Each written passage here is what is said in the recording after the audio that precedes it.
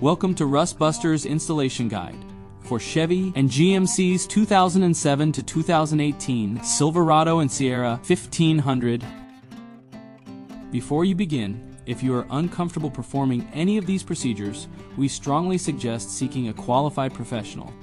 Make sure you have all required tools and utilities. Follow all manufacturer safety precautions. Step 1. Disconnect the vehicle's battery.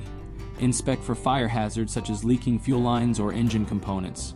Repair or remove any hazards before starting. Step 2. Remove the rear wheel. Uninstall and move the rear leaf spring and rear shock out of the way. Remove the bump stop.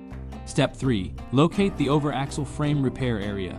Cut along the bottom of the frame rail where the repair kit will sit, removing approximately 1/4 inch of material, including the bump stop bracket. This allows the repair section to sit flush with the bottom of the frame. Step 4. Grind the work area free of rust and debris and apply weld-through primer. Step 5. Slide the over-axle frame section into place using the frame holes for alignment.